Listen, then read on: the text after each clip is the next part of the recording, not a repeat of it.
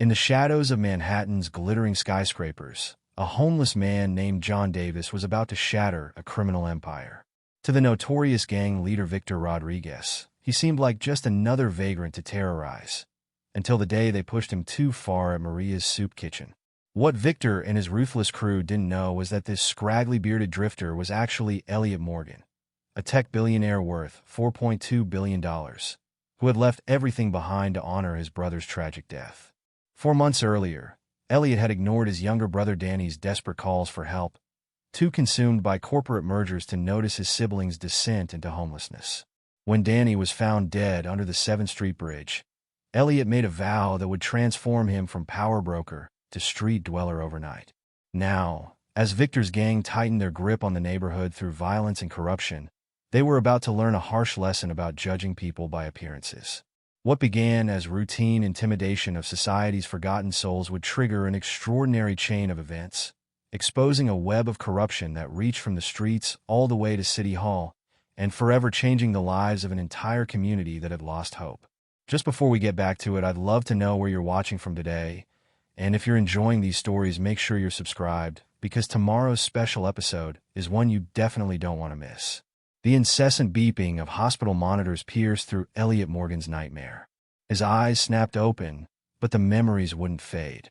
They never did. "Danny, please, just give me some time," Dream Elliot was saying, fingers hovering over his phone screen. "I have this major merger happening, and I'm not asking for much, Danny's voice cracked. I need help. Real help this time. The shelter's full, and it's getting cold. Look, I'll transfer some money, okay? Same as always. But I can't drop everything right now. Use it to get a motel room or something." "That's not." Danny's voice faded into static, replaced by a different memory. Detective Sarah Chun standing in Elliot's penthouse office, her expression grave. "Mr. Morgan, I'm sorry to inform you that we found your brother's body this morning. Under the 7th Street Bridge." Elliot jerked upright in his bed, sweat coating his forehead. The silk sheets felt suffocating. 3 months had passed since Danny's death, but the nightmares came every night. He reached for the glass of water on his nightstand, his hands trembling. "Lights 40%, he commanded. The smart home system responded instantly, bathing his bedroom in a soft glow that did nothing to chase away the shadows in his mind. His phone buzzed. Another message from the board about the upcoming shareholders meeting. Another reminder of how he'd chosen his empire over his own brother. Elliot hurled the phone across the room, watching it bounce harmlessly off the plush carpeting. "What kind of person am I?" he whispered to the empty room. "What kind of brother?" The morning sun found him in his home office, surrounded by scattered papers and empty coffee cups. He'd spent hours researching homeless statistics, shelter systems, social services, everything he should have understood when Danny first reached out for help. His executive assistant's voice came through the intercom. "Mr. Morgan? The board is waiting in the conference room." "Cancel it," Elliot said, his voice hoarse. "Cancel everything, sir." "The merger." "I said cancel everything." His voice broke. After a moment, he added more softly, "And Sarah? Take a paid vacation. A long one." "Mr. Morgan, are you all right?" Elliot stared at the last photo he had of Danny, both of them smiling at some charity gala years ago, before Danny's struggles with addiction began. Before Elliot started seeing him as a problem to be managed rather than a brother to be saved. "No," he whispered, "but maybe I can be." The next few days passed in a blur of preparation. Elliot worked methodically, his grief finally finding purpose. He called Emma Thorne, his most trusted lawyer and friend since law school. "You want to do what?" Emma's voice was sharp with concern. "Elliot, I know you're grieving, but this is crazy." He smiled grimly. "Maybe, but I need to understand, Emma. I need to know what Danny went through, what they all go through. There are other ways to help. Your foundation. Throwing money at the problem isn't enough anymore." Elliot's voice hardened. "I need you to set everything up exactly as we discussed. The blind trust, the emergency protocols, everything. And Emma? No one can know. Not the board, not the press. No one." Emma was silent for a long moment. "You really mean to do this, don't you? Danny tried to tell me about the reality out there. I wouldn't listen. Now I need to see it for myself. The transformation took time. Elliot grew out his neatly trimmed beard, stopped using his expensive skincare products. He practiced changing his posture, softening his crisp CEO diction into something less noticeable. Every morning, he studied his reflection, watching the polished billionaire fade away. Finally, the day arrived. Elliot stood in his walk-in closet one last time, surrounded by custom suits and rare watches. He changed into worn jeans and a threadbare jacket from a thrift store, leaving behind every trace of luxury except for a burner phone and a small amount of cash. "Goodbye, Elliot Morgan," he murmured, shouldering a weathered backpack.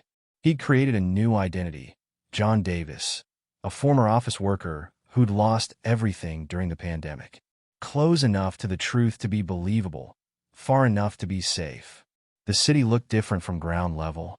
Without his tinted car windows and private entrances, everything felt exposed, raw. Elliot, now John, walked for hours, letting himself get lost in the maze of streets he thought he knew. His first night on the streets was a harsh education. The concrete was unforgiving, the cold seeping through his layers of clothing. Every passing shadow made him flinch. Every distant siren sent his heart racing. He'd chosen a spot near other homeless individuals, thinking there might be safety in numbers. He was wrong. "That's my spot." The shout jolted him awake. Two men were grappling nearby, their faces twisted with desperate rage. "My blanket." "Finders keepers," the larger man growled, yanking at a tattered wool blanket. "You left it." "I was just getting water." The smaller man's voice cracked. "Please, it's all I have." The fight exploded into violence. Elliot scrambled to his feet, instinctively reaching for his phone to call security before remembering where he was. Who he was supposed to be. He watched, helpless, as the larger man won through sheer brutality, leaving his opponent curled on the ground. "Welcome to the streets, pretty boy," a raspy voice said behind him. Elliot turned to find an elderly man watching him with knowing eyes. "First night? That obvious?" Elliot asked, his heart still racing. The old man chuckled, revealing missing teeth. "Like a neon sign. I'm Frank. Been out here longer than I care to count." "John," Elliot replied, the false name feeling strange on his tongue. Frank gestured to a relatively sheltered spot nearby. "Come on. You've got a lot to learn if you want to survive out here." Over the next few hours, Frank became Elliot's guide to his new reality. The older man spoke with a mixture of resignation and hard-won wisdom, pointing out the safest sleeping spots, the best times to visit different soup kitchens, which cops could be trusted, and which would destroy your belongings for fun. "Most important thing," Frank said, sharing a half-empty bag of chips, "stay invisible, especially from guys like them." Elliot followed Frank's pointing finger to a group of tough-looking men across the street. They were surrounding a young shop owner who was clearly terrified. "Protection money," Frank explained quietly. "Victor and his boys run this neighborhood. They're the worst kind of predators. The ones who prey on people who've already lost everything." Elliot watched as the gang's leader, Victor, smiled while his men smashed the shop's window. The owner's protest died in his throat as Victor leaned in close, whispering something that made all color drain from the man's face. "Why doesn't anyone stop them?" Elliot asked, his hands clenching into fists. Frank's laugh was bitter. "With what army? Cops are bought. City officials look the other way. And the rest of us? We're invisible, remember? That's the first rule of survival out here." Later that night, unable to sleep, Elliot pulled out his burner phone. He had memorized Emma's secure number. "Everything okay?" She answered on the first ring. "I'm fine," he whispered. "Just checking in. The trust is set up. Emergency protocols are in place. Are you sure about this?" Elliot thought about the blanket fight, about Frank's resigned wisdom, about Victor's cruel smile. More than ever, there's something rotten out here, Emma. Something Danny might have tried to tell me about. "Be careful," she urged. "You can't help anyone if you get yourself killed." "I will." Elliot ended the call, sliding the phone back into his hidden pocket. Above him, the stars were barely visible through the city's light pollution. Somewhere up there, in one of those gleaming towers, his old life continued without him. But down here, in the shadows where his brother had lived and died, a new mission was taking shape. Elliot closed his eyes, Danny's face floating in his memory.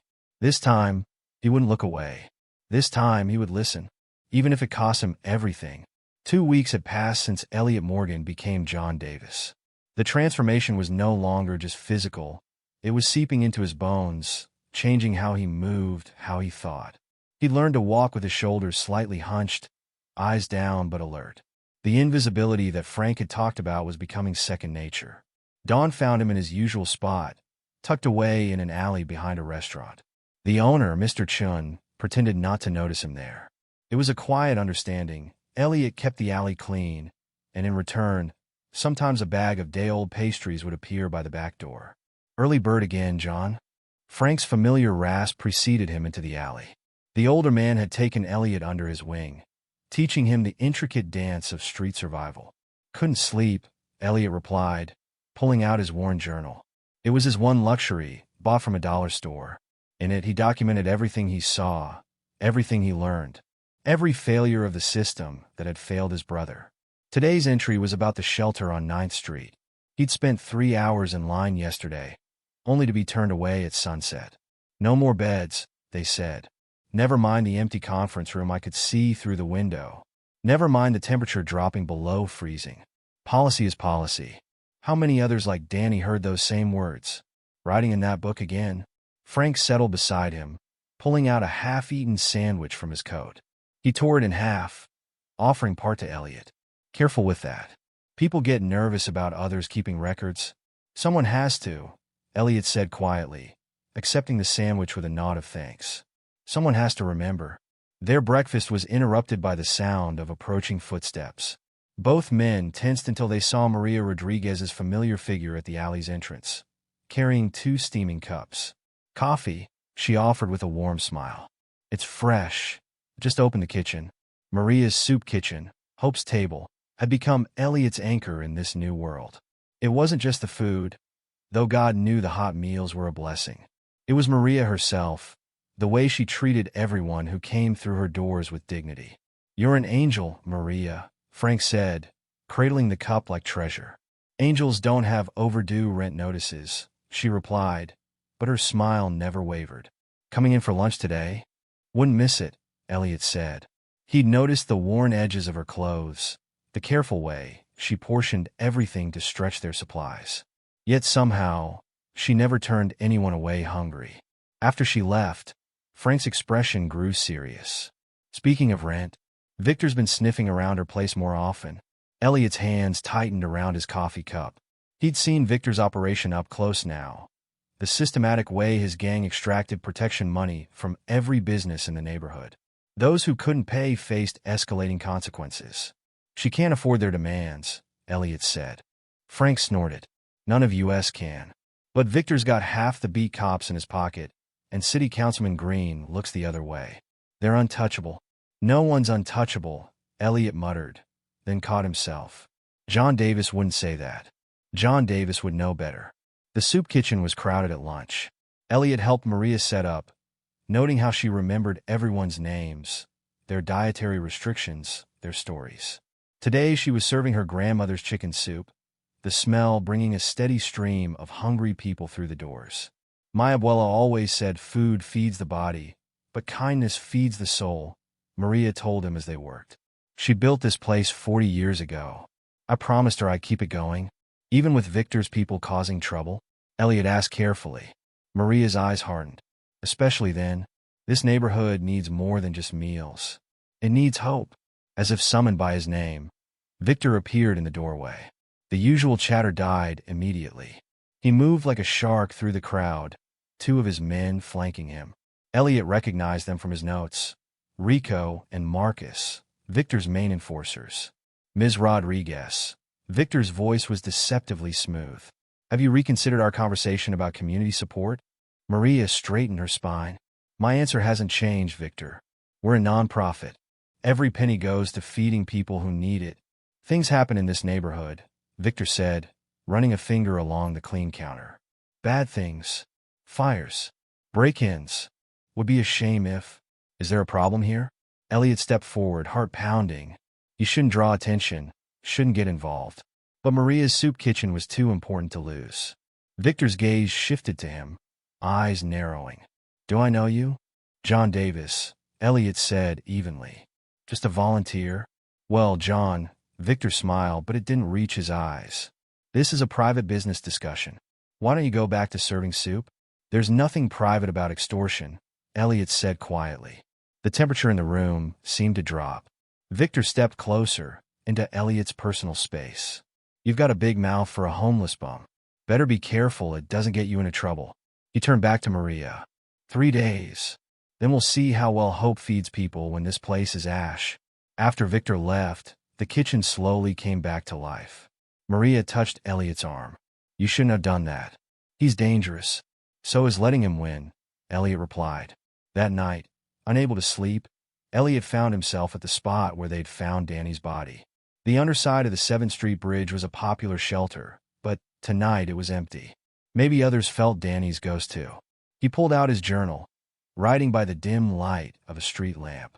Danny, I'm starting to understand now. It's not just the lack of resources. It's the systematic way society looks away. The casual cruelty. The assumption that people like you somehow deserve their fate. I'm sorry I was part of that system. I'm sorry I looked away too. A sound made him close the journal quickly. But it was just Tommy, one of the regulars from the soup kitchen. The teenager was clutching a book, looking embarrassed. Sorry, Tommy mumbled. Didn't know anyone was here. It's okay, Elliot said.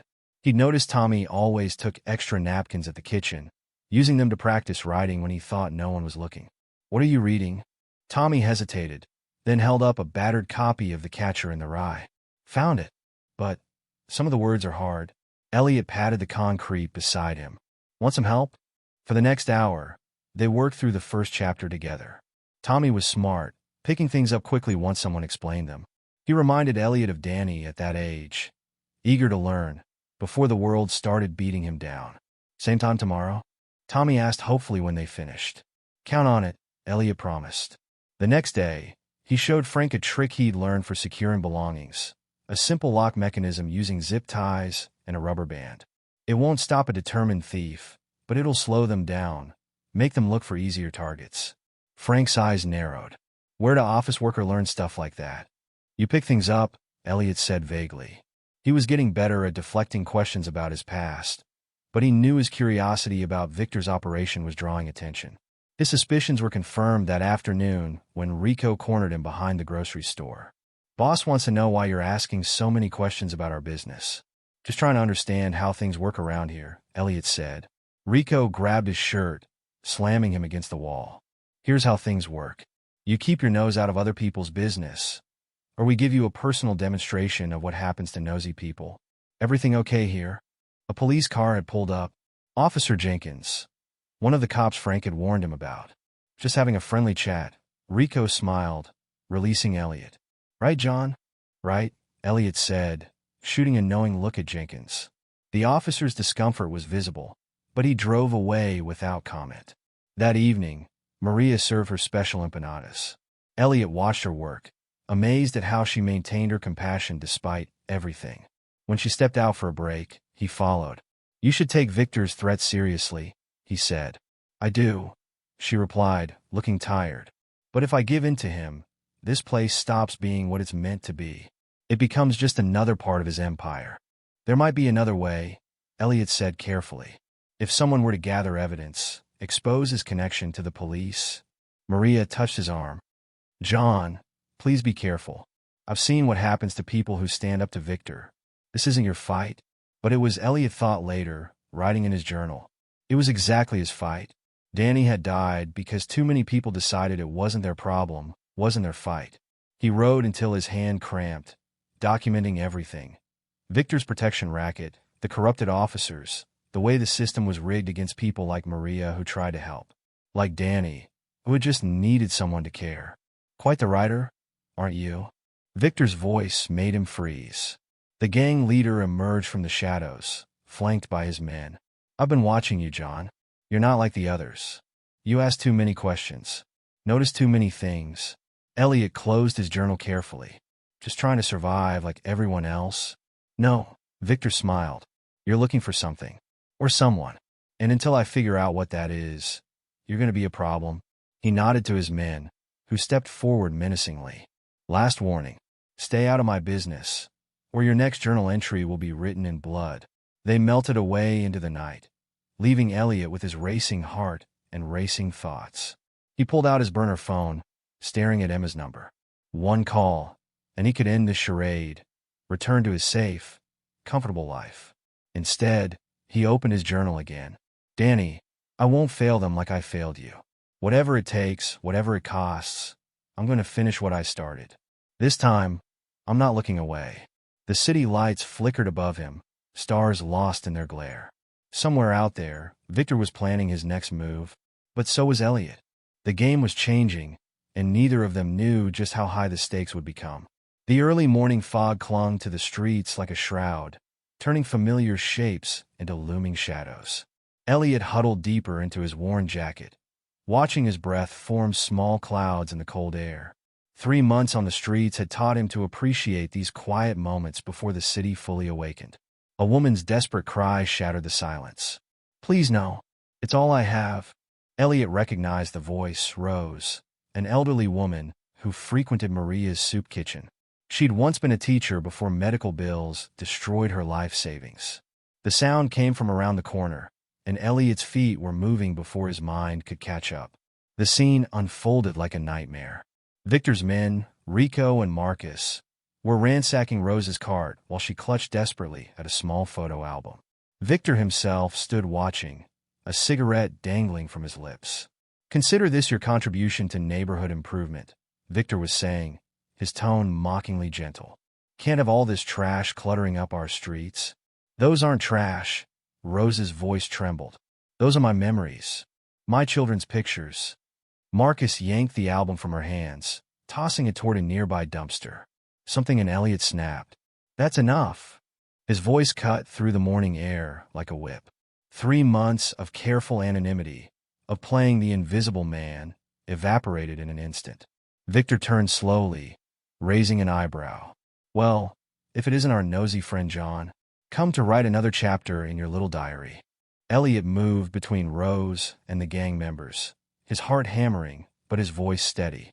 "Let her be. She's done nothing to you." "Nothing." Victor took a long drag from his cigarette, blowing smoke in Elliot's face. "She exists. She makes our neighborhood look bad. That's enough." He studied Elliot with growing interest.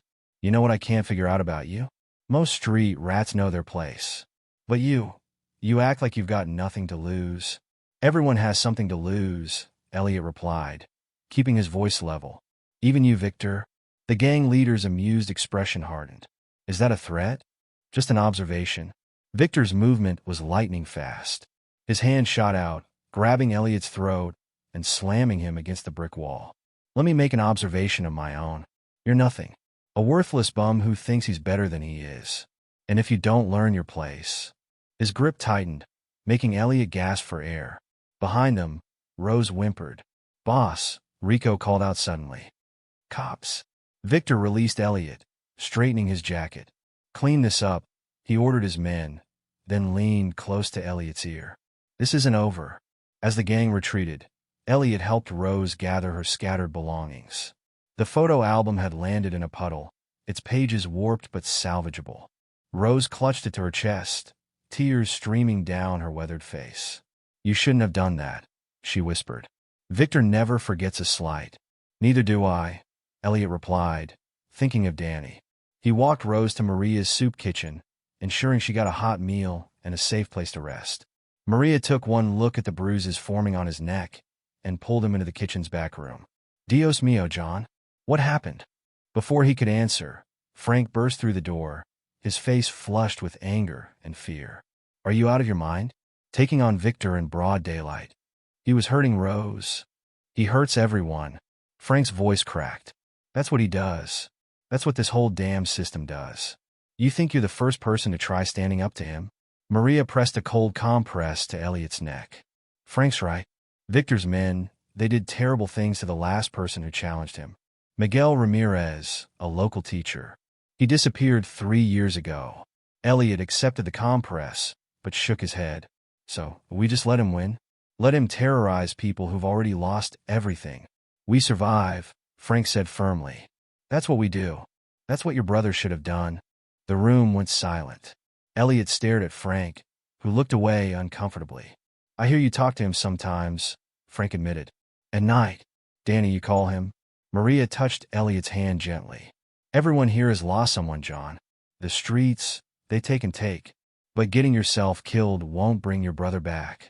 No, Elliot agreed quietly. But maybe I can stop other brothers, other sisters from dying alone under bridges. He left before they could argue further, his mind already forming plans. Victor's confrontation had made one thing clear. Playing it safe wasn't enough. He needed evidence, needed to understand how deep the corruption went. Over the next few weeks, Elliot became Victor's shadow. He documented everything. The protection racket payments, the deals with corrupt cops, the systematic intimidation of anyone who resisted. His journal filled with names, dates, patterns.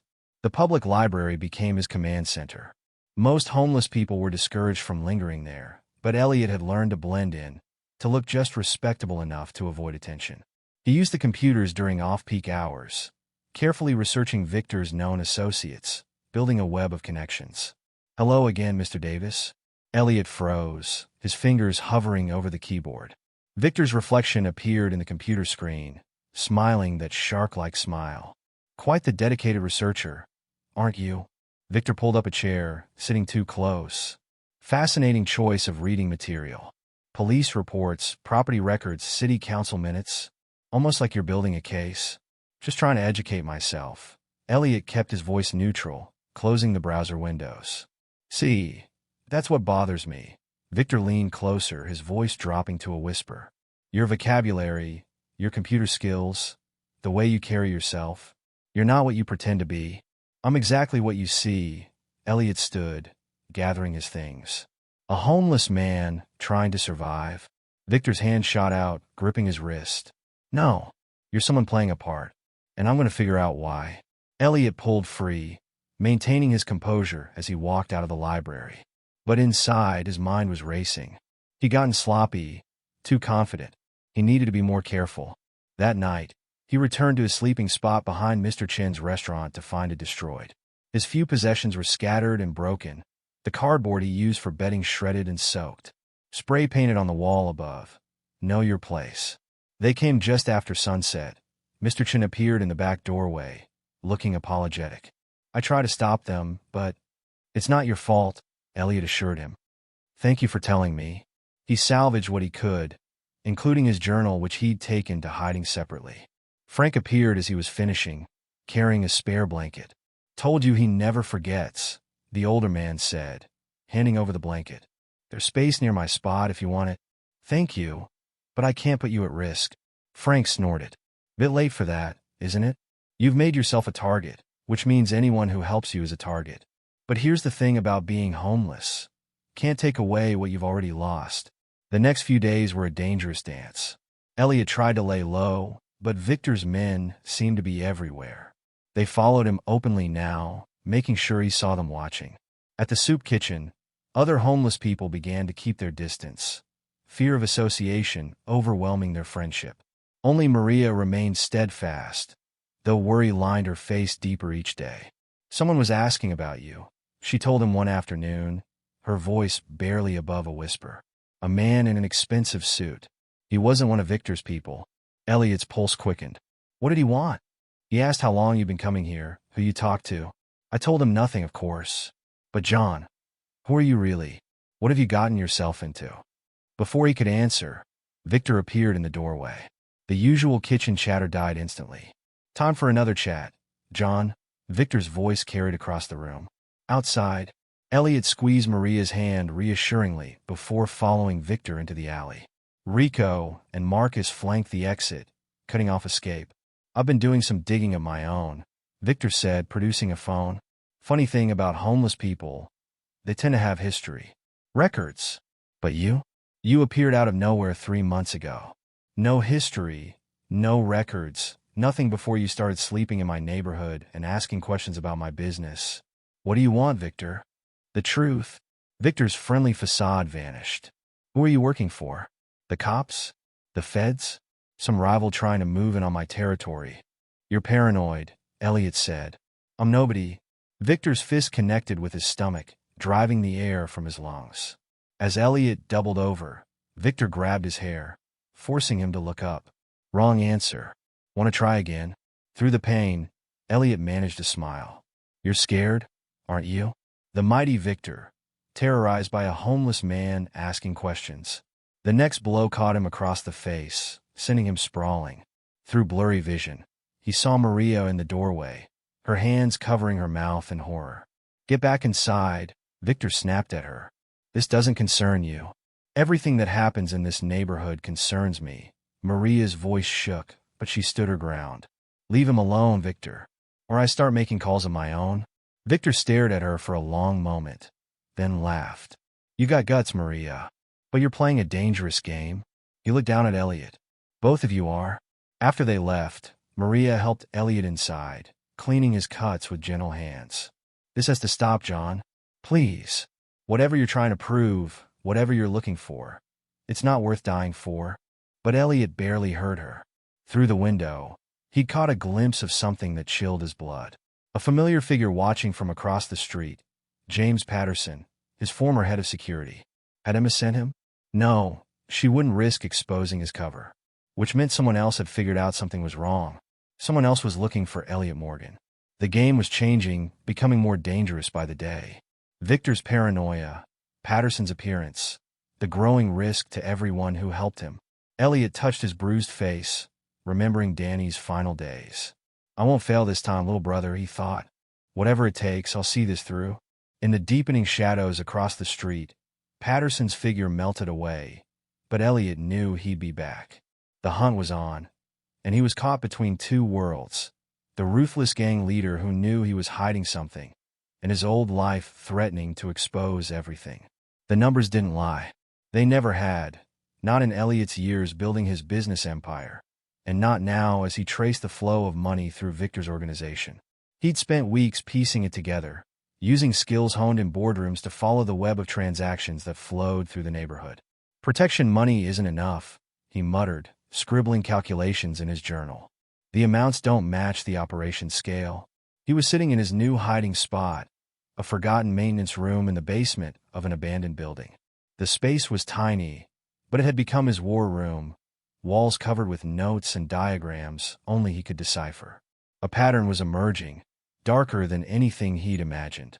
The protection racket was just the surface, a smokescreen for something much larger. Every Thursday, large sums moved through several businesses, always cash, always just under reporting thresholds. But the source of that money remained elusive.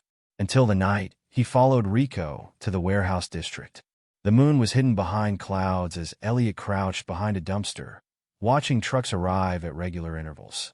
The drivers spoke various languages, Russian, Mandarin, Spanish, but money changed hands in the universal language of crisp hundreds. 10 more tonight, he heard Rico tell Victor, who supervised from the shadows. The container ships leave at dawn. Elliot's blood ran cold as realization dawned. The trucks weren't carrying goods. They were carrying people. Human cargo, trapped in an international trafficking network with Victor's organization as a key hub. Welcome to America.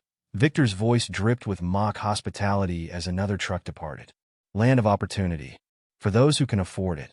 The next morning found Elliot at the public library, his fingers flying over the keyboard.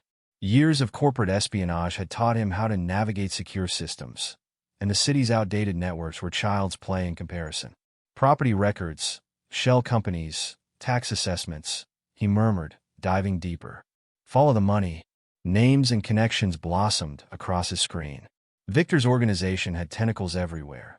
Shell companies owning properties across the city, dummy corporations funneling money through legitimate businesses, and most damning of all, regular payments to key city officials. Councilman Green, Elliot's eyes narrowed at a particular transaction. Monthly payments through an offshore account. No wonder you look the other way. Finding anything interesting? Elliot nearly jumped out of his skin. The librarian, Miss Patel, stood behind him with a knowing look. She'd been one of the few who hadn't questioned his presence, even helping him navigate the archives. Just researching local history, he said smoothly, closing the windows. Funny kind of history, she replied quietly. The kind that gets people killed. Before he could respond, she slipped him a USB drive. Security cameras caught Victor's men breaking in last night. They copied the computer logs. Thought you should know. Elliot's mind raced. Thank you. Don't thank me, she said. Just be careful. And maybe look into the zoning changes from last spring. Interesting reading. The zoning changes revealed the final piece of the puzzle.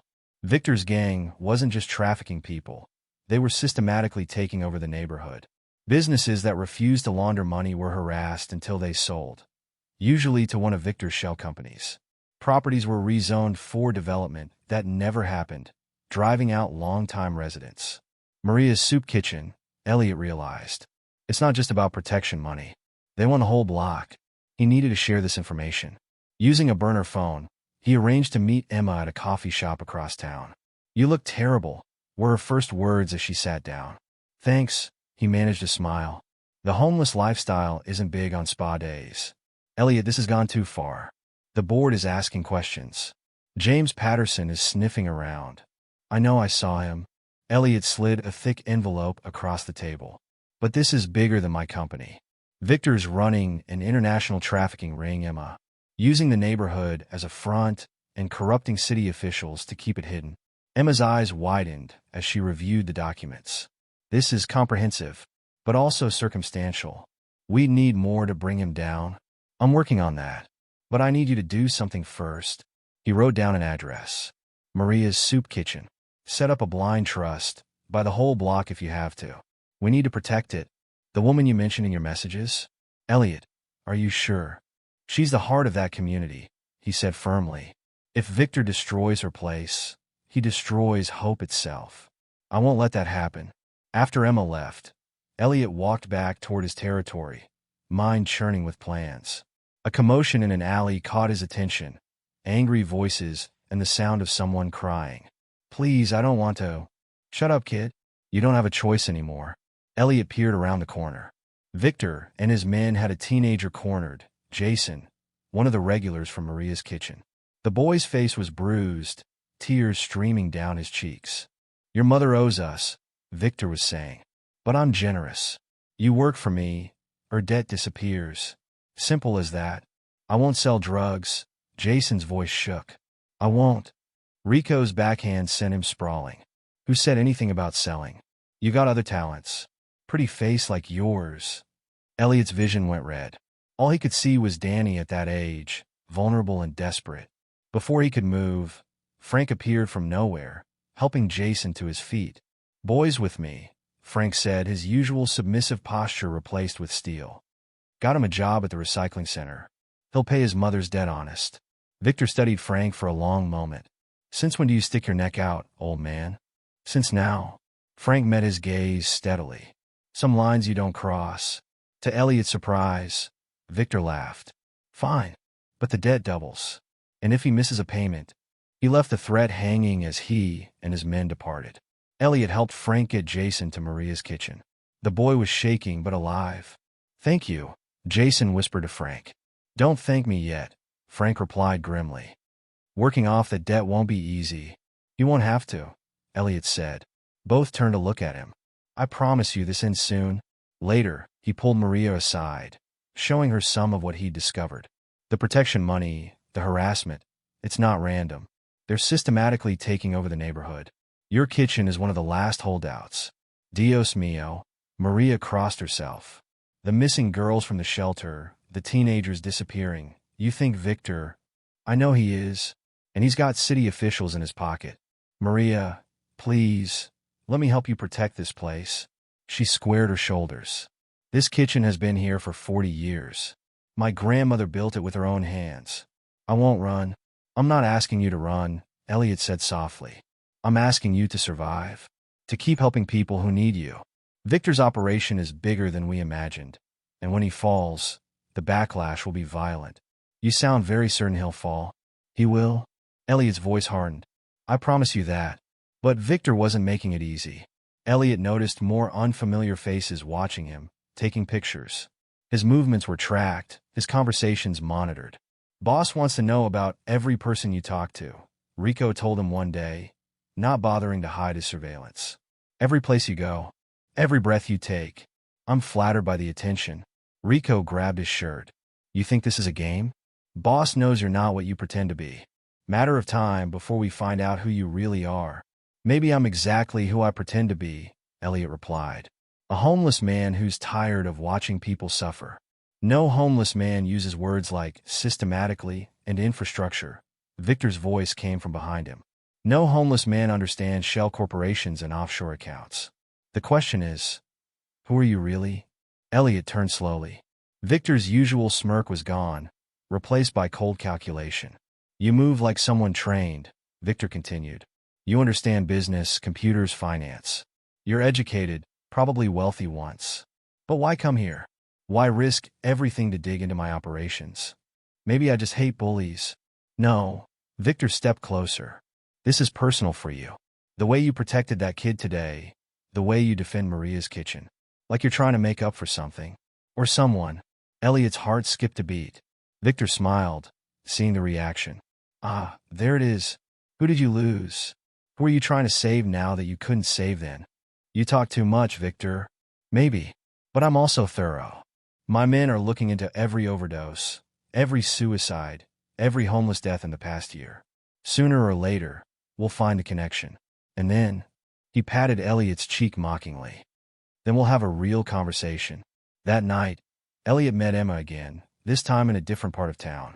They're getting close, he told her. Victor's investigating recent homeless deaths. If they find Danny's records. They won't, Emma assured him. I've buried them deep. But Elliot, maybe it's time to end this. We have enough to start an investigation. Not enough to guarantee conviction. Not enough to protect everyone involved. Elliot ran a hand through his beard. Victor's operation is like a hydra. Cut off one head, 2 more grow back. We need to destroy the whole thing at once. And if they expose you first, then make sure the evidence gets to the right people. He handed her another envelope. Everything I've found so far. Names, dates, connections. If anything happens to me, don't. Emma's voice cracked. Don't talk like that. Promise me, Emma. Promise you'll finish what I started. She took the envelope with trembling hands. I promise. But please be careful. Danny wouldn't want you to die for this. Danny didn't want to die alone under a bridge either, Elliot replied softly. Sometimes we don't get what we want. Back in his hidden room, Elliot updated his wall of evidence. Victor's operation was like a spider's web, with threads connecting seemingly unrelated events. The trafficking ring, the money laundering, the property takeovers, all part of a larger plan to control not just the neighborhood, but a significant chunk of the city's underground economy. But spider webs had weak points, and Elliot was getting very close to finding them. A noise outside made him freeze. Footsteps, then voices. The old factory on Wilson Street, someone was saying, check every room. Boss wants to know where he disappears to. Elliot quickly gathered his most important documents. They were getting too close. The game was reaching its climax, and the next move would determine everything. As he slipped away through a hidden exit, he thought of Danny, of Jason, of all the lives Victor had destroyed or twisted to serve his empire. The time for gathering evidence was ending. Soon, it would be time for justice. The morning sun hadn't yet reached the windows of Hope's table when Victor walked in. Maria was alone in the kitchen, preparing the day's first batch of soup, when she heard the bell above the door chime. Her hands stilled on the ladle as footsteps approached. Too many footsteps for this early hour. Beautiful morning, isn't it? Victor's voice carried the false warmth of a shark's smile. Something smells delicious. Maria turned slowly, wiping her hands on her apron. Victor stood in the doorway to her kitchen, flanked by Rico and Marcus. 2 more of his men blocked the front entrance. We're not open yet, she said firmly. Oh, I'm not here for soup? Victor ran a finger along the clean counter. I'm here to discuss business. One last time, Maria's chin lifted. I've told you before. Yes, you're a non-profit. Every penny goes to feeding the hungry. Victor's smile vanished. But things change, Maria. The neighborhood is changing. Progress, you might say. He pulled out a thick envelope, placing it on the counter. $20,000. More than fair for this charitable establishment. Sell now, walk away clean. This kitchen isn't for sale. Not to you. Not to anyone. Victor's expression hardened. Then let me be clear about your alternatives. He nodded to Marcus, who who produced a red gasoline can. Old buildings like this, they're so vulnerable to accidents. Faulty wiring, gas leaks, tragic, really? You wouldn't dare. No. Victor leaned closer. Your grandson, Miguel, he just started at Roosevelt Elementary, yes? Such a dangerous walk to school these days. Maria's face went pale, but her voice remained steady. Get out of my kitchen. You have until sunset, Victor said softly. Take the money, or we'll make an example of this place. And anyone inside it. The bell chimed again. Elliot stood in the doorway, his presence filling the small space despite his ragged appearance. Making threats before breakfast, Victor? His voice carried across the room. That seems desperate. Even for you. Victor turned slowly. This is a private business discussion. Nothing about your business is private anymore. Elliot moved further into the room, positioning himself between Victor and Maria. Everyone knows what you are now. A coward who preys on the vulnerable because you're too weak to face real opposition. The kitchen fell silent. No one spoke to Victor this way. Not if they wanted to live. Brave words from a homeless bum. Victor's voice was deadly quiet. Truth hurts, doesn't it? Elliot continued, raising his voice. The mighty Victor, terrorizing old women and children because he's afraid. Afraid of people seeing him for what he really is. A small man playing at being powerful. Victor's hand shot out, but Elliot was ready this time. He caught Victor's wrist, using the larger man's momentum to slam him against the counter. Years of martial arts training, muscle memory his weeks on the street couldn't erase, took over. Touch anyone in this kitchen again, Elliot growled, and I'll show you what real power looks like. Rico and Marcus moved forward, but Victor waved them back. His eyes never left Elliot's face. You just signed your death warrant, he said softly. Maybe, Elliot released him. But I'm not the only one watching anymore. As if on cue, people began filtering into the kitchen. The regulars, Rose with her photo album, Tommy clutching his books, Jason and his mother, Mr. Chun from his restaurant. Dozens more followed, filling the space with quiet determination. What is this? Victor straightened his jacket, trying to regain his composure. Community, Elliot replied simply. Something you wouldn't understand. Rose stepped forward, her voice trembling but clear. You took my pictures, my memories. No more. You threatened my son, Jason's mother added. Made him work off a debt that wasn't even real. One by one, others spoke up. Years of abuse, extortion, and fear poured out. Victor's face darkened with each new accusation. This changes nothing, he snarled. You're all nothing. Street trash. No, Victor, Elliot's voice cut through the murmurs. We're witnesses, and we're not afraid anymore. The next few days transformed the neighborhood. Word spread quickly. Someone had finally stood up to Victor and lived. Small acts of defiance bloomed like flowers through concrete. Elliot moved quickly, teaching people how to document everything. Your phones are weapons, he explained to a gathered group in the kitchen. Record every threat, every demand for money. Note times, dates, witnesses. What good will it do? Someone asked. The cops are in his pocket. The cops aren't the only ones watching anymore, Elliot replied, sharing a knowing look with Emma, who sat quietly in the corner pretending to be another homeless person. Frank's voice carried unexpected authority as he addressed the group. 10 years ago, Victor's men burned down the homeless shelter on Oak Street. 3 people died. The official report called it an electrical fire. The old man's usually stooped shoulders were straight as he continued. Before that, it was the Rivera family's grocery store. Then Miguel Ramirez's disappearance. Each time, we looked away. Each time, we told ourselves we couldn't fight back. His eyes met Elliot's. But someone finally showed us we can. The community's resistance grew stronger each day. When Victor's men came to collect protection money, they found locked doors and recording phones. When they tried to intimidate local businesses, they faced unified opposition. But Victor's retaliation was swift and brutal. Elliot arrived at Hope's table one morning to find the windows shattered, the interior destroyed. Soup pots lay overturned, food supplies ruined, spray painted across the walls. Just the beginning.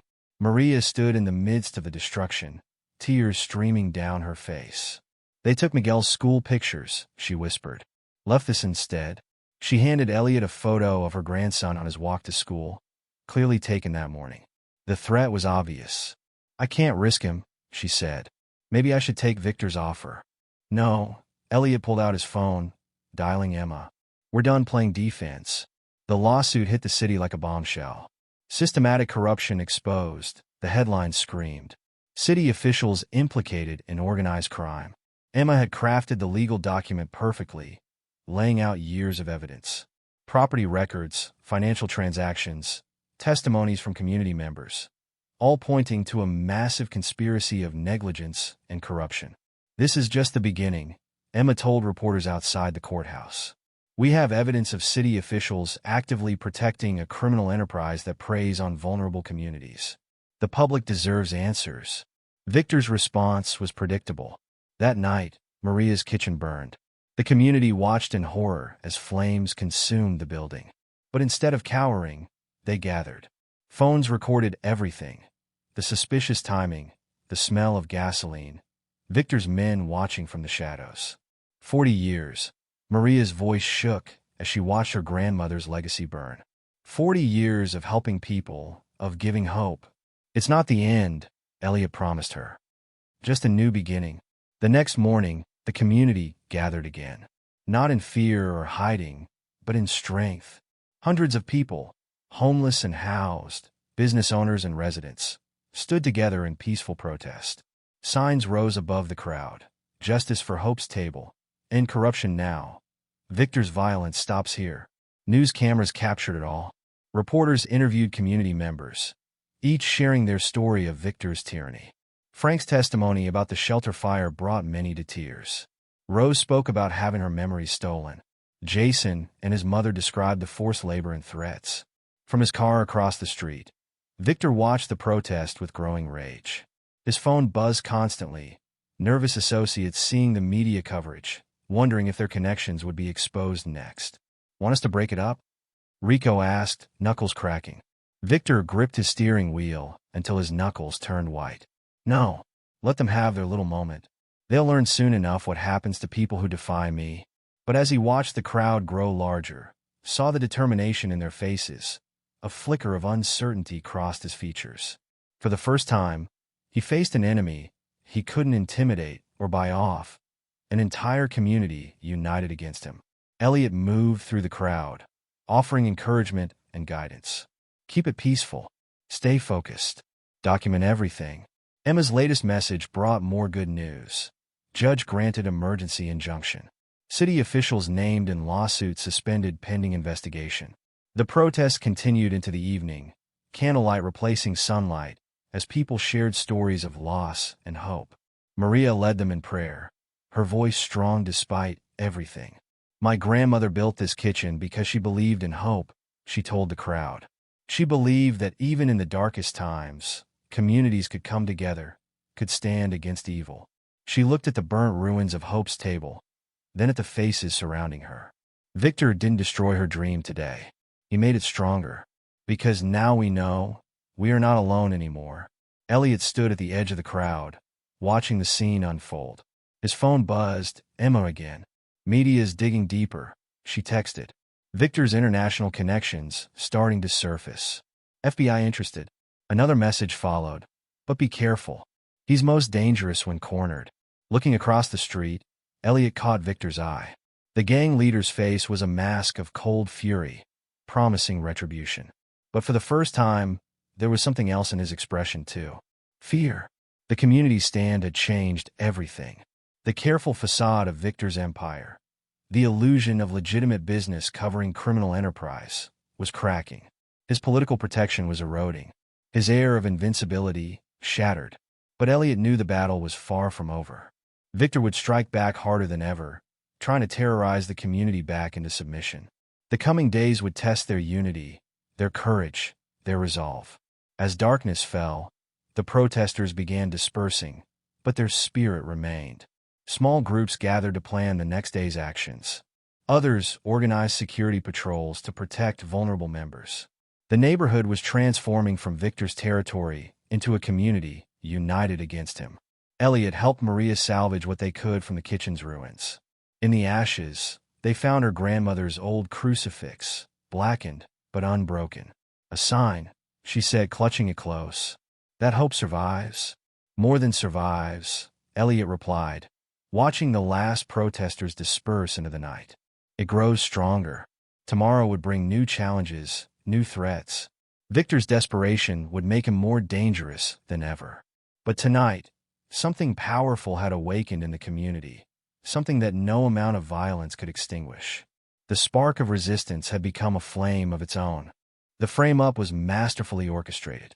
Victor had waited until Elliot was helping at the temporary soup kitchen they'd set up in the church basement. While Elliot distributed meals, Rico slipped Mr. Chin's cash register receipts into his coat pocket. The police arrived minutes later. That's him, Mr. Chin said woodenly, avoiding Elliot's eyes. The restaurant owner's split lip and trembling hands told their own story. He took today's earnings. Officer Jenkins, one of Victor's paid men, roughly yanked Elliot's arms behind his back. The handcuffs bit into his wrists as Jenkins made a show of searching him. Well, Jenkins pulled out the planted receipts. Look what we have here. Those aren't mine, Elliot said calmly, though his heart raced. You know this is a setup. Shut up. Jenkins slammed him against the wall. You have the right to remain silent. Use it. The ride to the precinct was rough, Jenkins hitting every pothole. In the holding cell, things got worse. 2 officers, both on Victor's payroll, took turns questioning him. Confessed to the theft. Officer Sullivan's fist connected with Elliot's ribs. Make this easy on yourself. You're better than this, Elliot gasped. Both of you. Victor doesn't own you. Wrong answer. Another blow, this time to his kidney. Try again. The beating continued until a sharp voice cut through the haze of pain. What the hell is going on here? Detective Sarah Harris stood in the doorway, her dark eyes taking in the scene. She was new to the precinct, transferred from major crimes, and notably absent from Victor's web of corruption. Suspect resisted, Jenkins said smoothly. Really? Harris's voice dripped sarcasm. While handcuffed to a table? Get out. Both of you. After they left, Harris studied Elliot's bruised face. You're either very brave or very stupid, making enemies of Victor's pet officers. Why choose? Elliot managed a painful smile. Could be both. There's something different about you, she said slowly. The way you speak, the way you carry yourself. You're not just another homeless man, are you? Elliot met her gaze. Would it matter if I wasn't? Maybe. She pulled out a notebook. Because I've been watching Victor's operation for months. Building a case. But someone keeps getting there first, gathering evidence, stirring up trouble. Sounds like you have a guardian angel. Sounds like I have a civilian putting themselves in danger. She leaned closer. Who are you really? Elliot considered his options. Someone who lost everything to people like Victor. Someone trying to make it right. By getting yourself killed? By exposing the truth? He shifted, wincing. Check Victor's connection to the Hope Foundation. You might find it illuminating. Harris's eyes narrowed, but before she could respond, Emma burst into the room, all righteous legal fury. This interview is over, she declared. My client was arrested without probable cause, searched without warrant, and assaulted in custody. Shall I continue? Your client? Harris raised an eyebrow. Since when do homeless men have high-powered attorneys? Since the ACLU got involved, Emma replied smoothly. Now, unless you're charging him. Harris studied them both for a long moment. He's free to go. But this conversation isn't over. Emma helped Elliot out of the precinct. In the car, she handed him an ice pack. Victor's spreading rumors, she said grimly. Calling you a police informant. Saying you've been working undercover to betray the homeless community. Clever. Elliot pressed the ice to his ribs. Turn my greatest allies against me. The strategy was already working. When Elliot returned to the temporary kitchen, several regulars moved away from him. Others openly glared. Snitch, someone muttered. Traitor. Is it true? Tommy asked, hurt in his eyes. Were you just pretending to help us? Before Elliot could answer, Maria's voice rang out. Shame on all of you. She stood in the center of the room, hands on hips. This man has done nothing but help us. While Victor burns our kitchen, threatens our children, destroys our community, John stands with us. And you believe Victor's lies? But the police, someone began. The same police who watch Victor's men beat us? Who ignore our calls for help? Maria's voice rose. Victor is a coward who can only win through lies and fear. Well, I'm not afraid anymore. She turned to face Victor, who had appeared in the doorway. Where is Miguel Ramirez? What happened to the people who died in the shelter fire? How many lives have you destroyed while we looked away? Victor's smile was cold. Careful, Maria. Accusations like that could be dangerous. No more threats, she shot back. No more fear. God will judge your crimes, Victor. And so will we. Victor's retaliation came swiftly. The next morning, police raided the temporary kitchen, acting on an anonymous tip. They found drugs planted in the food supplies, hidden in Maria's office. This is ridiculous, Maria protested as Jenkins led her out in handcuffs. I would never. Save it for the judge, Jenkins smirked. Hope you have a good lawyer. She does. Emma stepped forward, having anticipated Victor's move. And we have security camera footage showing who really planted those drugs.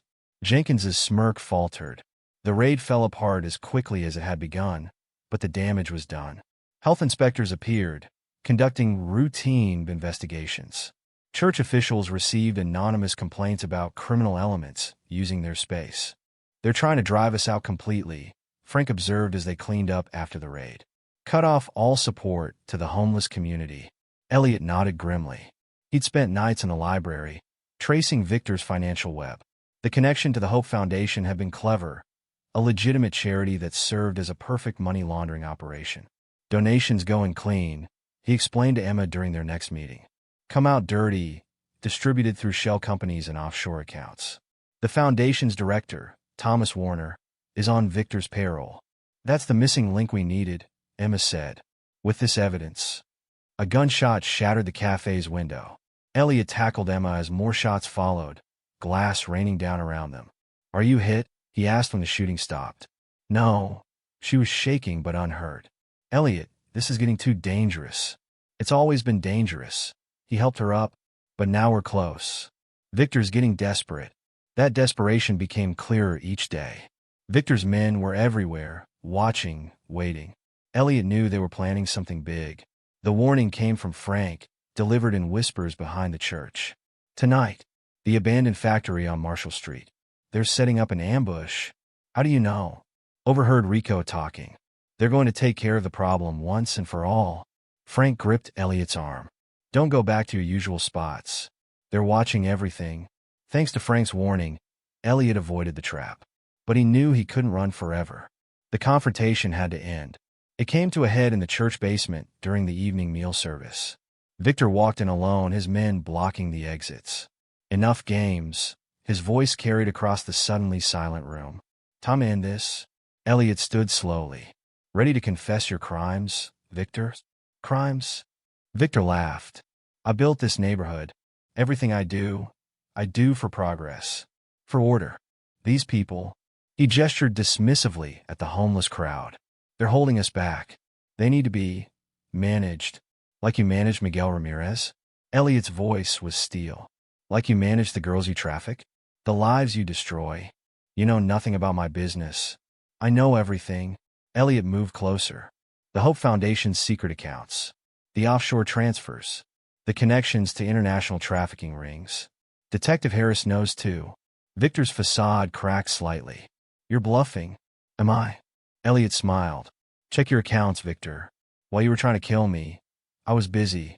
Amazing what a few keystrokes can do to an entire criminal empire. Victor's phone buzzed.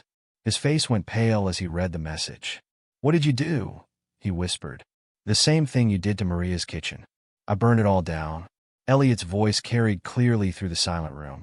Every account, every connection, every dirty deal, exposed. The FBI is probably freezing your assets as we speak. Victor's hand moved toward his jacket. You're dead. You hear me? Dead. Kill me. Elliot spread his arms. In front of all these witnesses. Show everyone who you really are. The room's tension could have been cut with a knife. Victor's hand trembled on his concealed weapon. This isn't over, he finally snarled. You've just declared war. No, Victor. Elliot's voice was quiet but firm. The war is over. You just don't know it yet. Victor backed away slowly, his eyes never leaving Elliot's face. At the door, he turned to address the crowd. "Remember this moment." His voice shook with rage. "Remember what happens to people who cross me. Because tomorrow, I show this neighborhood what real power looks like." After he left, the basement erupted in worried whispers. Maria touched Elliot's arm. "What happens now?" Elliot watched the door where Victor had disappeared. "Now we finish this. One way or another." The stage was set for the final confrontation. Victor had lost his careful facade of legitimacy, his mask of neighborhood businessman stripped away to reveal the predator beneath. All that remained was raw violence, the last resort of a cornered animal. But Elliot had stopped running, stopped hiding. The time for shadows and secrets was ending. Tomorrow would bring violence, he knew. Tomorrow would test everything they'd built. The community's unity, their courage, their determination to reclaim their neighborhood from Victor's tyranny. But tomorrow would also bring truth, justice, an end to the cancer that had destroyed so many lives, including Danny's. As the community gathered closer, drawing strength from each other, Elliot felt a strange peace settle over him. Whatever happened next, he had kept his promise to his brother. He had stopped looking away. The war for the soul of the neighborhood was reaching its climax.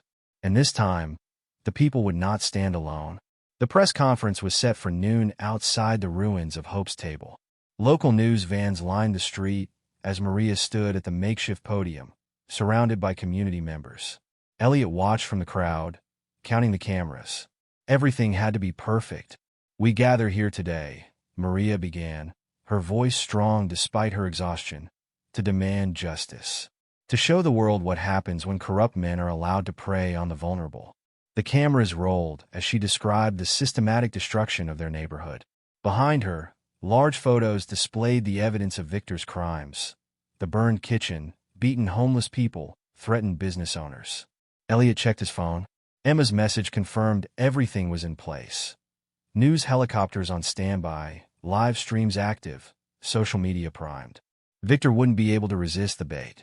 Right on cue, Victor's black SUVs appeared at both ends of the street. His men emerged like shadows, moving through the crowd with practiced intimidation.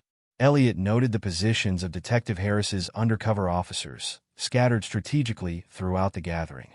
"These people call us criminals." Victor's voice boomed as he approached the podium. "But who really destroys communities? The businessman creating jobs, or the parasites who refuse to work? Jobs?" Frank stepped forward, his voice carrying clearly for the cameras. "Like forcing teenagers into your trafficking ring? Like burning down businesses that won't launder your drug money?" Victor's smile was razor-sharp. "Careful, old man. Slander is a serious crime. So is murder," Elliot called out, moving to stand beside Frank. "Want to tell everyone what happened to Miguel Ramirez?" The tension crackled as Victor's men closed in. Cameras swiveled to capture every angle. "You just can't help yourself? Can you?" Victor nodded to his men. "Take care of him. Make it look good." The attack was swift and brutal. Rico and Marcus led the charge, their fists connecting with practiced precision. But Elliot had positioned himself perfectly. Every blow captured in high definition, every act of violence broadcast live across the city. "Stop this!" Maria screamed as blood sprayed from Elliot's split lip. "Someone help him." No one help. Elliot managed between blows. "Let everyone see what he really is." Victor watched with growing unease as the cameras kept rolling, capturing his men's violence in graphic detail. His phone buzzed continuously, probably associates warning him about the optics. "Enough," he finally called, but the damage was done. Detective Harris stepped forward, badge raised. "Victor Rodriguez, you and your men are under arrest for assault conspiracy. You have no authority here," Victor sneered. "This is still my neighborhood." "Not anymore." Harris produced a warrant. "FBI's been building a case for months. Your pet officers couldn't bury the evidence fast enough." "Evidence?" Victor laughed. "From where? A homeless man's fantasies? Who's going to believe?" "I'll believe Elliot Morgan." Maria's voice cut through the chaos. The words slipped out before she could stop them, her hand flying to her mouth in horror. The crowd went silent. Camera lights intensified as reporters sensed a bigger story. "What did you say?" Victor turned slowly. Elliot wiped blood from his face, straightening to his full height.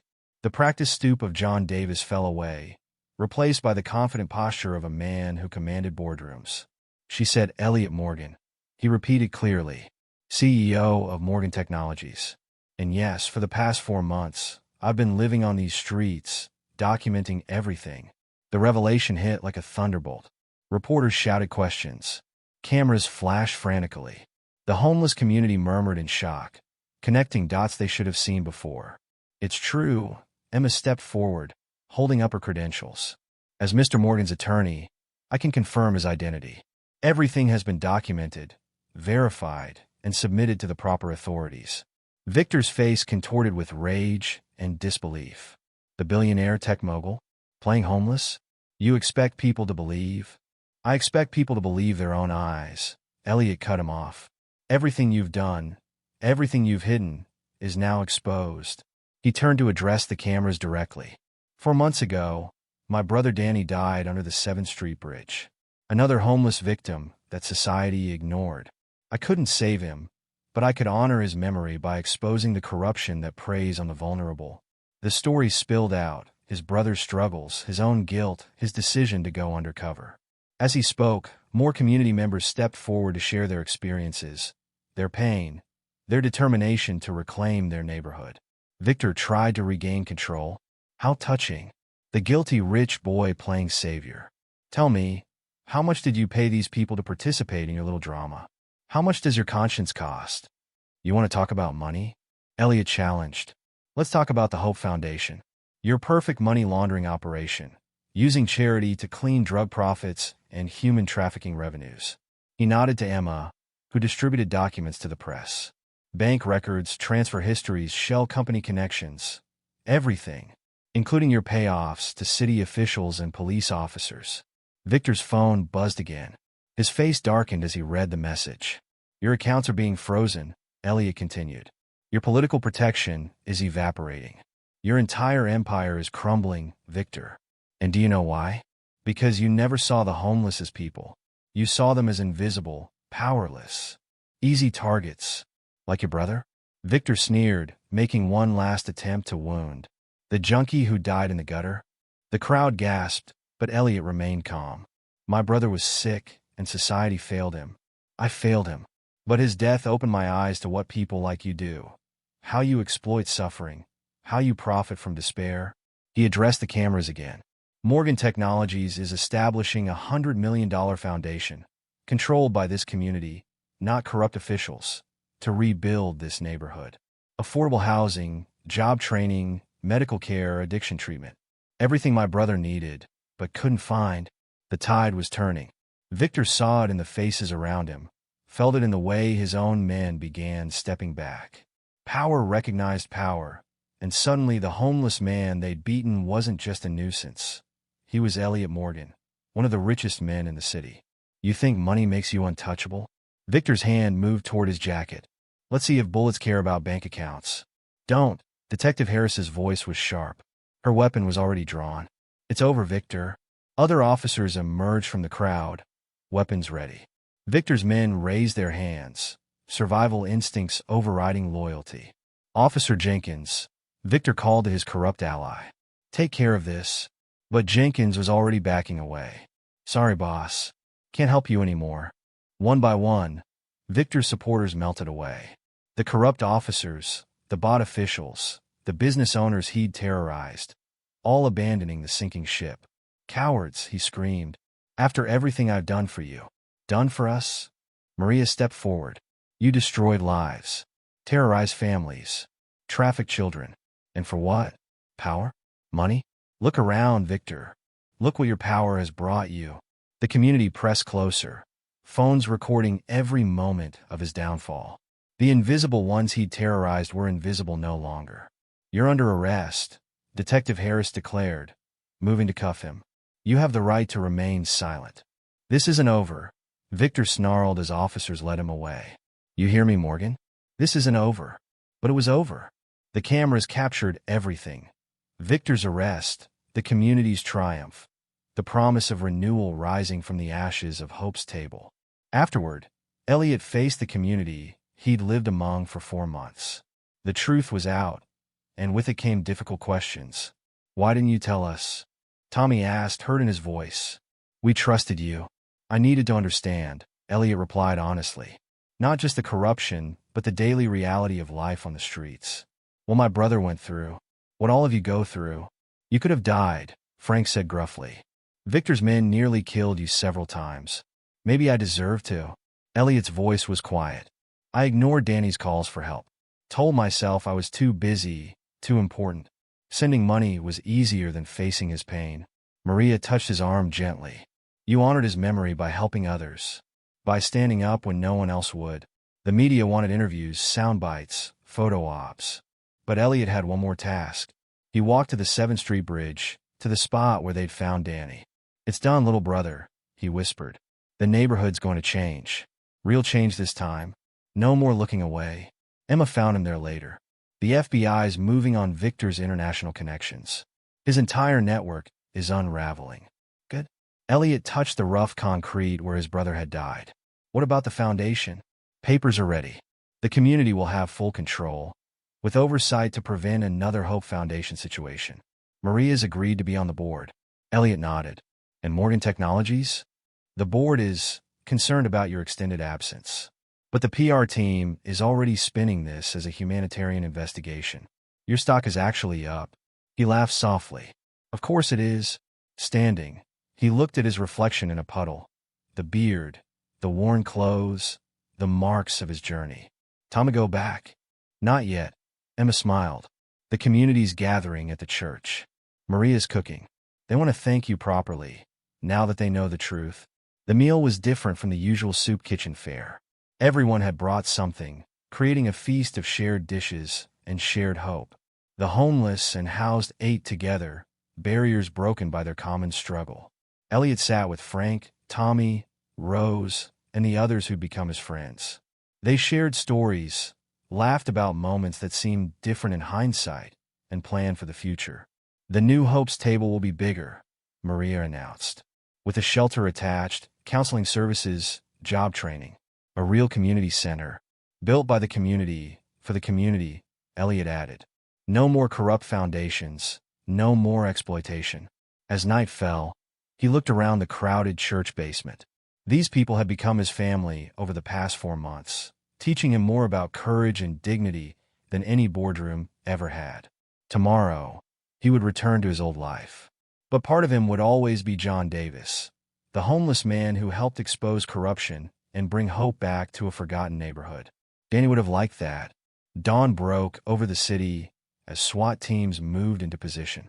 Detective Harris had coordinated with FBI tactical units for simultaneous raids across the city. Victor's entire operation would fall in one synchronized sweep. Elliot watched from Harris's command center as the raids began. Surveillance feeds showed heavily armed officers breaching Victor's compound, his shipping warehouses, his money laundering fronts.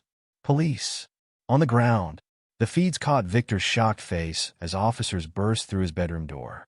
For once, the gang leader had no smooth words, no escape plan. His empire was crumbling in real time. "Multiple suspects in custody," crackled the radio. "Evidence secured, including hard drives and documents. They're hitting City Hall now," Harris reported, watching another feed. "Councilman Green just tried to delete files. Too late." The morning news exploded with footage of corrupt officials being led out in handcuffs. Judge Martinez, who had buried evidence of Victor's crimes. Police Captain Reynolds, who had coordinated protection. Thomas Warner, director of the Fraudulent Hope Foundation. 14 arrests so far, Emma updated, scrolling through messages, including 3 state officials and a federal prosecutor. Victor's insurance policy is becoming his prosecution list. Elliot watched the feeds silently, remembering every person these men had hurt, every life they destroyed, including Danny's. "Detective," a SWAT officer called out. "You need to see this." The feed showed a hidden room in Victor's compound. The walls were covered with surveillance photos, hundreds of them. Elliot recognized himself in many, both as John Davis and in his real identity. "He was obsessed with you," Harris said quietly. "These go back months before you went undercover. He had someone watching your company, your home. He knew Elliot realized. He knew about Danny. Maybe even. He couldn't finish the thought. Harris squeezed his shoulder. We'll find out. I promise you that. The raids continued through the morning. Victor's international connections scrambled to distance themselves, unknowingly providing more evidence as they tried to cover their tracks. By noon, the story had gone national.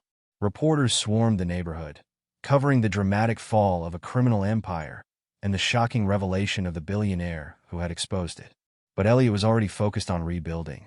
3 months later, the transformation was underway. Construction crews worked steadily, converting abandoned buildings into affordable housing units. The old warehouse district, once a hub for human trafficking, now housed job training centers and medical clinics. The New Hope's table rose from the ashes of the old, 3 times larger and built to Maria's exact specifications.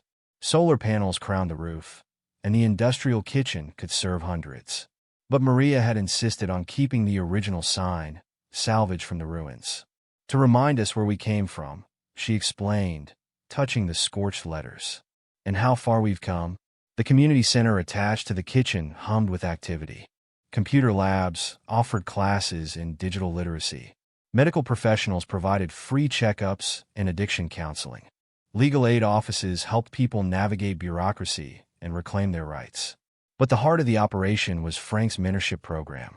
You've got to want to change, he told a group of teenagers, his gruff voice gentle.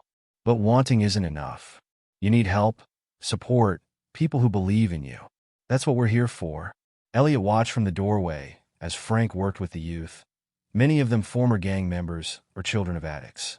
The old man had found his calling, using his hard-won wisdom to guide others away from the paths he'd seen destroy so many lives. They listened to him, Maria said, joining Elliot. He's lived it. Like you did. I only lived it for 4 months, Elliot reminded her. Frank lived it for years. Sometimes it's not how long you live something, but what you learn from it. She handed him a coffee.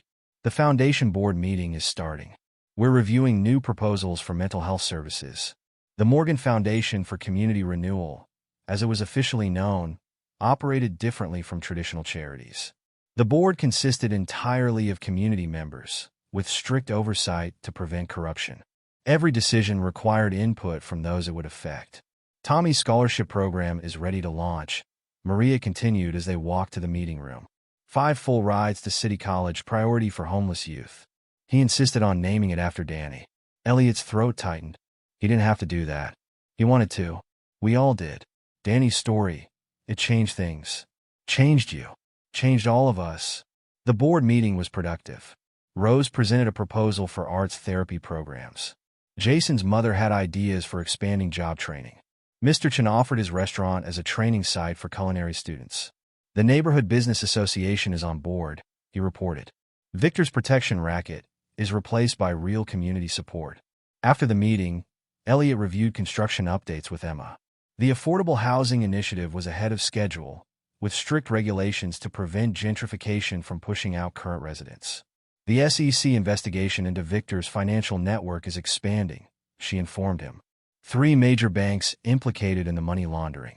Your testimony next week could blow it wide open. Elliot studied the blueprints for the next phase. What about the police reform proposal? Moving forward, Detective Harris is heading the new anti-corruption task force.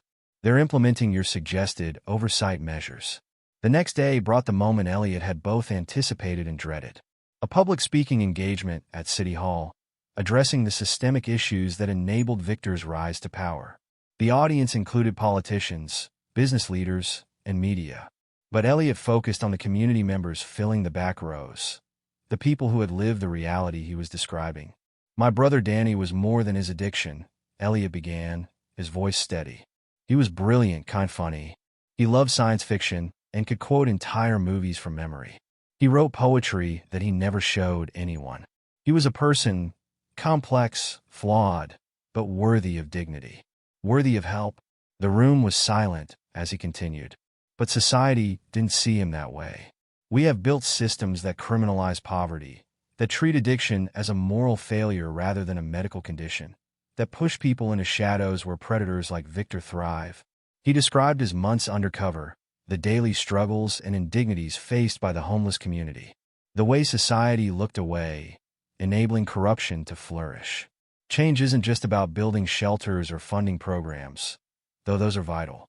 It's about changing how we see people, how we value human dignity, how we fight for justice even when, especially when, it's difficult. The speech received a standing ovation, but Elliot barely noticed. His eyes were on Frank, Maria, and the others who had become his family during those 4 months. Their approval meant more than any official accolade. Later that afternoon, Elliot drove to the cemetery. It was his first visit since returning to his regular life, though he'd thought of Danny every day. The grave was simple, marked with a plain headstone. Elliot had resisted the urge to replace it with something more elaborate. Danny would have hated that. "Hey, little brother," he said softly, placing fresh flowers. "Sorry I haven't visited. Been busy trying to fix things. The things I should have helped you fix." He sat on the grass, not caring about his expensive suit. "You would love Maria's new kitchen. The food's still not as good as Mom's, but the coffee's better. Frank's turning into quite the mentor. Reminds me of how you used to help younger kids in the neighborhood." Wind rustled through nearby trees as Elliot continued updating his brother. He described the changes in the neighborhood, the lives being rebuilt, the hope replacing fear. "I understand now, Danny. What you were trying to tell me all those times I sent money instead of really listening. It was never just about having somewhere to sleep or getting clean. It was about being seen, being valued, being part of something larger than ourselves." Tears fell freely now, but Elliot didn't wipe them away. "I'm sorry I didn't understand sooner. I'm sorry I looked away. But I promise you, I swear to you, I will never look away again. Your story is helping change lives. Your memory is inspiring people to fight for justice." He touched the headstone gently. "I love you, little brother. And I'm going to spend the rest of my life making sure other brothers, other sisters, other families get the help we should have given you." The sun was setting as Elliot drove back through the neighborhood. The streets that had once been his home looked different now, not just because of the physical changes, but because he saw them through new eyes. Construction crews were finishing for the day at the new residential complex. The sign out front read Danny's Place, supportive housing community. Below it, smaller letters quoted his brother's favorite poem. "Hope is the thing with feathers that perches in the soul." At Hope's table, the dinner crowd was gathering. Maria's voice carried clearly, giving instructions to volunteer servers. Frank sat with his youth group, their laughter mixing with the sounds of clinking plates and friendly conversation. Tommy waved from the computer lab, where he was teaching a literacy class. Rose's art therapy group had painted a mural on the side of the building. Faces of the community, including Danny's, emerging from darkness into light. Elliot parked his car and walked the streets he'd once walked as John Davis. People greeted him warmly, no longer surprised to see a billionaire strolling their neighborhood. He was simply part of their community now, one of many working to maintain the change they'd fought so hard to achieve. The sun's last rays caught the new Hope Center's windows, making them glow like beacons in the gathering dusk. Where Victor's empire had once ruled through fear, a different kind of power now held sway. The power of unity, of compassion, of unwavering determination to create something better. "Coming in for dinner?" Maria called from the doorway. Inside, Frank was setting up for his evening support group. New faces mixed with familiar ones, all finding their place in the rebuilding community. "Wouldn't miss it," Elliot replied, climbing the steps to join his chosen family. The neighborhood had been transformed, but the greatest transformation had been in the hearts of its people. They had faced darkness together and emerged stronger. They had learned to see each other, really see each other, and in doing so, had created something remarkable. Danny would have loved it. What would you do if you had billions at your disposal? Would you risk everything? Your comfort, your safety, your identity, to fight for justice and change a broken system? If this story touched your heart, don't forget to like, subscribe, and share it with others who believe in the power of second chances. Hit that notification bell to join us for more incredible tales of transformation, redemption, and the extraordinary courage found in ordinary places. Remember, as Danny's favorite poem said, hope is the thing with feathers that perches in the soul, and sometimes it takes just one person to help it take flight.